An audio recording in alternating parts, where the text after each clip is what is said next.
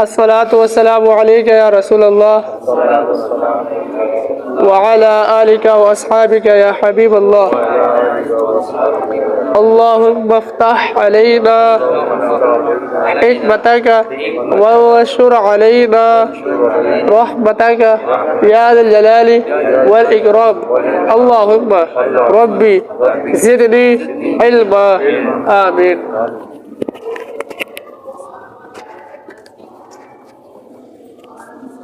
اعوذ باللہ من الشیطان الرجیم بسم اللہ الرحمن الرحیم. قاف پیش کو، تا زیر تی قوتی، لام زبر لا قوتیلا. بسم اللہ الرحمن الرحیم. سین پیش سو، حمزہ زبر آ، حمزہ زیر ای، سوئی سوئی، لام زبر لا سوئی لا. بسم اللہ الرحمن الرحیم. قاف پیش کو، رے زیر ری کوری، را کا پیش کو، را زیر ری کوری، حمزہ زبر آ کوری آ، کا کوری آ کوری آ کوری آ. اعوذ باللہ من الشیطان الرجیم بسم اللہ الرحمن الرحیم. قاف زبر قا، میم زبر ما، قاما، را زیر ری قماری قماری. کاف زبر کاف زیر کی، با زبر با، کی بھی کی با، را پیش را، کی با را، را پیش را، را پیش را، را پیش رو ہے نا. ہاں، را پیش رو، کی با رو. ہا پیش ہو، شین زیر شی، ہوشی، را زبر را، ہوشی را. سبق نکالیے اپنا. اعوذ باللہ من الشیطان الرجیم. بسم اللہ الرحمن الرحیم. حمزہ زبر ا، حا زبر حا، احا احا احا. دال دو زبر دن، احدن. میم زبر ما، را زبر را، مرا. ضاد دو زبر ضن، مرض. عین زبر ع، میم زبر ما، عام. لام دو زبر لن، عملا. ہا پیش ہو، دال دو زبر دن، ہودن. تو پیش تو، تو لئی تو پیش تو. واو دو زبر ون،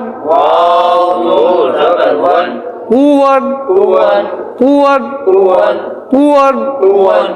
قاف پیش قو، را دو زبر رن،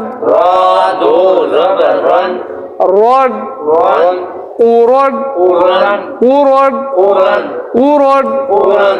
أحدا أحدا مرضا مرضا عملا عملا هدى هدى طوى طوى قرا قرا نزل نزل خلق خلق صدق صدق يدك يدك بلغ بلغ وضع طبع جعل جعل فعل فعل نظر نظر ذكر ذكر ذكر ذكر ذكر ذكر كسب كسب إبل إبل رسل رسل صحف صحف صحف صحف صحف صحف ثلث ثلث سدس سدس حرم حرم حرم حرم ربع ربع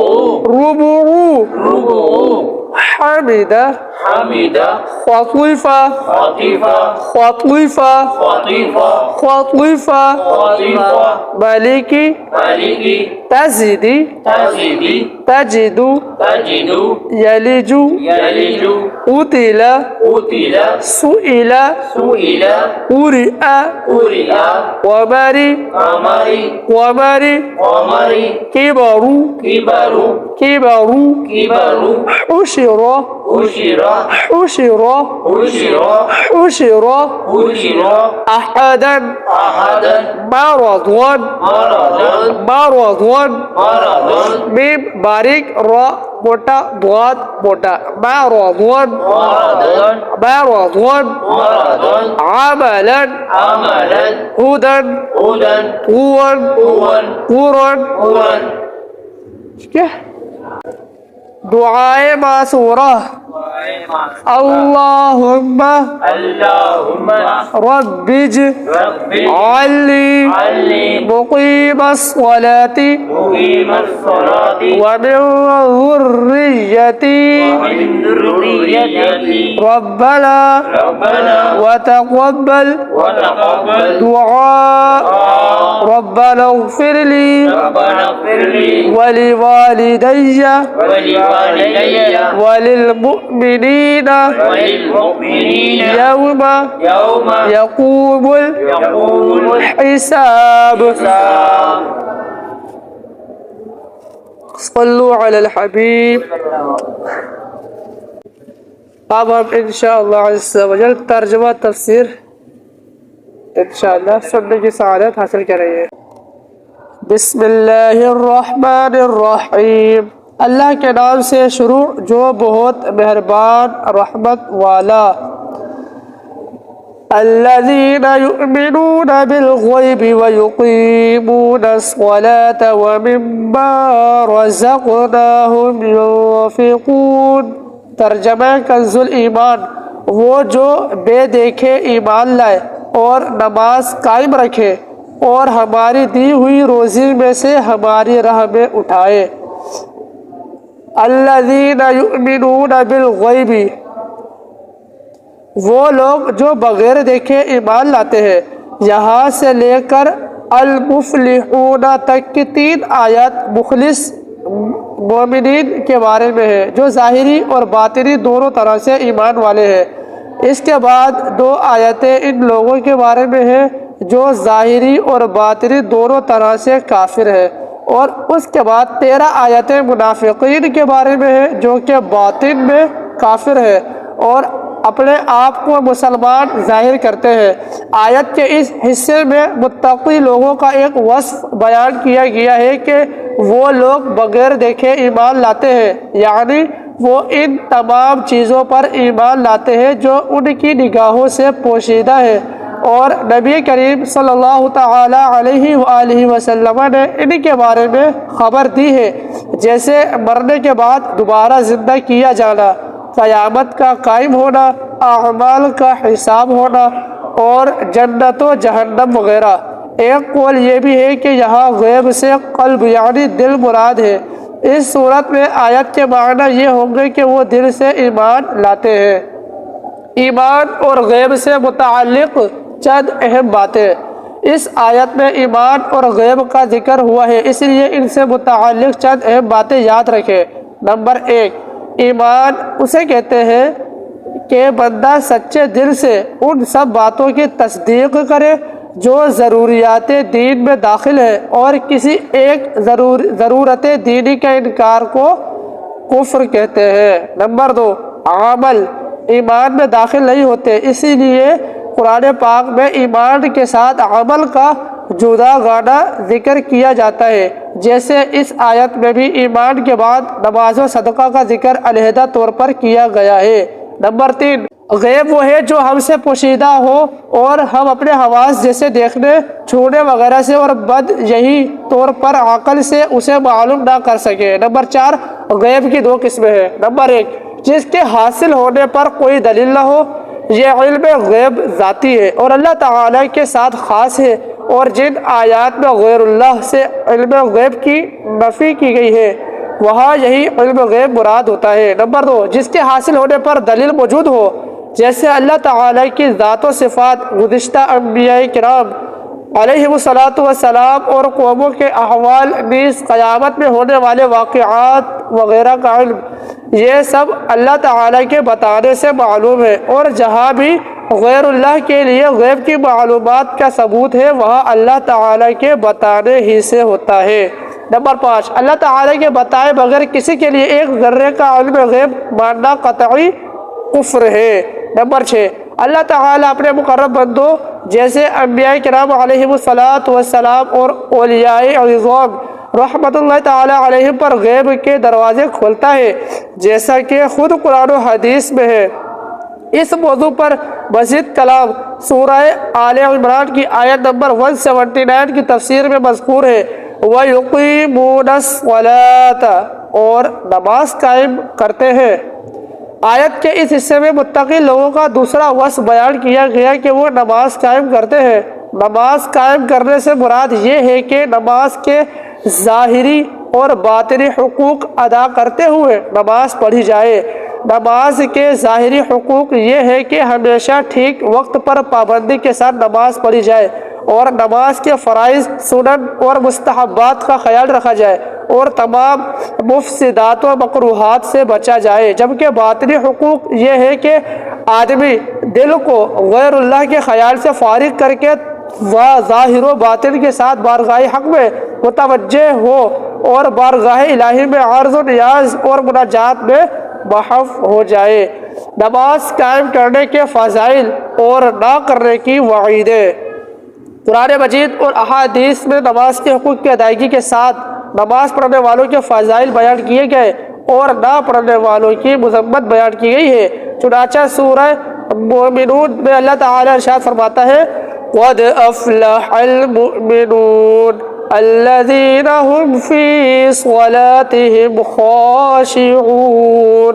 ترجمہ کنز العرفان، بے شک وہ ایمان والے کامیاب ہو گئے جو اپنی نماز میں خشوع و خضوع کرنے والے ہیں۔ اسی صورت میں ایمان والوں کے مزید اوصاف بیان کرنے کے بعد ان کا ایک وصف یہ بیان فرمایا کہ والذین هم علی صلواتهم یحافظون۔ ترجمہ کنز العرفان، اور وہ جو اپنی نمازوں کی حفاظت کرتے ہیں۔ اور ان اوصاف کے حامل ایمان والوں کے بارے میں ارشاد فرمایا، اولئک هم الوارثون الذین یرثون الفردوس هم فیہا خالدون۔ ترجمہ کنز العرفان، یہی لوگ وارث ہیں، یہ فردوس کی میراث پائیں گے، وہ اس میں ہمیشہ رہیں گے۔ نماز میں سستی کرنے والے اور نمازیں ضائع کرنے والے کے بارے میں اللہ تعالیٰ ارشاد فرماتا ہے، ان المنافقین یخادعون اللہ وهو خادعهم وَإِذَا قَامُوا إِلَى الصَّلَاةِ قَامُوا كُسَالَىٰ يُرَاءُونَ النَّاسَ وَلَا يَذْكُرُونَ اللَّهَ إِلَّا قَلِيلًا۔ ترجمہ کنز العرفان، بے شک منافق لوگ اپنے گمان میں اللہ کو فریب دینا چاہتے ہیں اور وہی انہیں غافل کر کے مارے گا، اور جب نماز کے لیے کھڑے ہوتے ہیں تو بڑے سست ہو کر لوگوں کے سامنے ریاکاری کرتے ہوئے کھڑے ہوتے ہیں اور اللہ کو بہت تھوڑا یاد کرتے ہیں۔ اور ارشاد فرمایا فَخَلَفَ مِن بَعْدِهِمْ خَلْفٌ أَضَاعُوا الصَّلَاةَ وَاتَّبَعُوا الشَّهَوَاتِ فَسَوْفَ يَلْقَوْنَ غَيًّا إِلَّا مَن تَابَ وَآمَنَ وَعَمِلَ صَالِحًا فَأُولَئِكَ يَدْخُلُونَ الْجَنَّةَ وَلَا يُظْلَمُونَ شَيْئًا۔ ترجمہ کنز العرفان۔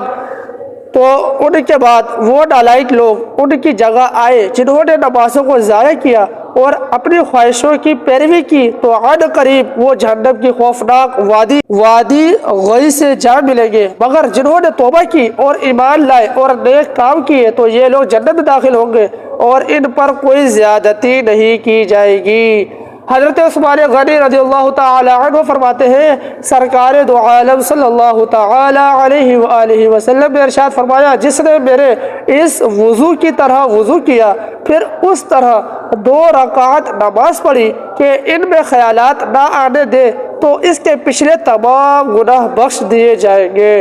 حضرت عقبہ بن عامر رضی اللہ تعالی عنہ سے روایت ہے، سید المرسلین صلی اللہ تعالی علیہ وآلہ وسلم نے ارشاد فرمایا، جو بھی مسلمان اچھے طریقے سے وضو کرتا ہے پھر کھڑے ہو کر اس طرح 2 رکعت نماز پڑھتا ہے کہ اپنے دل اور چہرے سے متوجہ ہو کر یہ 2 رکعتیں ادا کرتا ہے تو اس کے لیے جنت واجب ہو جاتی ہے۔ کیا بات ہے، ماشاءاللہ، سبحان اللہ۔ حضرت عبداللہ بن عمر رضی اللہ تعالی عنہما سے روایت ہے، حضور پر نور صلی اللہ تعالی علیہ وآلہ وسلم نے ارشاد فرمایا، جس نے نماز پر مداومت کی تو قیامت کے دن وہ نماز اس کے لیے نور، برہان اور نجات ہوگی، اور جس نے نماز کی محافظت نہ کی تو اس کے لیے نہ نور ہے، نہ برہان، نہ نجات، اور وہ قیامت کے دن قارون، فرعون، حامان اور ابی بن خلف کے ساتھ ہوگا۔ حضرت ابو سعید خدری رضی اللہ تعالی عنہ سے روایت ہے، حضور اقدس صلی اللہ تعالی علیہ وآلہ وسلم نے ارشاد فرمایا، جس نے جان بوجھ کر نماز چھوڑی تو جہنم کے اس دروازے پر اس کا نام لکھ دیا جاتا ہے جس سے وہ داخل ہوگا۔ وَمِمَّا رَزَقْنَاهُمْ يُنْفِقُونَ، اور ہمارے دیے ہوئے رزق میں سے کچھ ہماری راہ میں خرچ کرتے رہو۔ آیت کے اس حصے میں متقی لوگوں کا تیسرا وصف بیان کیا گیا کہ وہ اللہ تعالیٰ کے دیے ہوئے رزق میں کچھ اللہ تعالیٰ کی راہ میں خرچ کرتے ہیں۔ راہ خدا میں خرچ کرنے سے یا زکوٰۃ مراد ہے، جیسے کئی جگہوں پر نماز کے ساتھ زکوٰۃ ہی کا تذکرہ ہے، یا اس سے مراد تمام قسم کے صدقات ہیں، جیسے غریبوں، مسکینوں، یتیموں، طلباء، علماء اور مساجد و مدارس وغیرہ کو دینا، نیز اولیاء کرام یا فوت شدگان کے سال ثواب کے لیے جو خرچ کیا جاتا ہے وہ بھی اس میں داخل ہے کہ وہ سب صدقات نافلہ ہے۔ مال خرچ کرنے میں میانہ روی سے کام لیا جائے۔ آیت میں فرمایا گیا کہ جو ہمارے دیے ہوئے میں سے کچھ ہماری راہ میں خرچ کرتے ہیں، اس سے معلوم ہوا کہ راہ خدا میں مال خرچ کرنے میں ایسا نہیں ہونا چاہیے کہ اتنا زیادہ مال خرچ کر دیا جائے کہ خرچ کرنے کے بعد آدمی پچھتائے، اور نہ ہی خرچ کرنے میں کنجوسی سے کام لیا جائے، بلکہ اس میں اعتدال ہونا چاہیے۔ اس چیز کی تعلیم دیتے ہوئے ایک اور مقام پر اللہ تعالیٰ ارشاد فرماتا ہے، وَلَا تَجْعَلْ يَدَكَ مَغْلُولَةً إِلَىٰ عُنُقِكَ وَلَا تَبْسُطْهَا كُلَّ الْبَسْطِ فَتَقْعُدَ مَلُومًا مَحْسُورًا۔ ترجمہ کنز العرفان۔ اور اپنا ہاتھ اپنی گردن سے بندھا ہوا نہ رکھو اور نہ پورا کھول دو کہ پھر ملامت میں، حسرت میں بیٹھے رہ جاؤ۔ اور کامل ایمان والوں کا وصف بیان کرتے ہوئے ارشاد فرمایا، والذین اذا انفقوا لم يسرفوا ولم يقتروا وكان بین ذلك قواما۔ ترجمہ کنز العرفان۔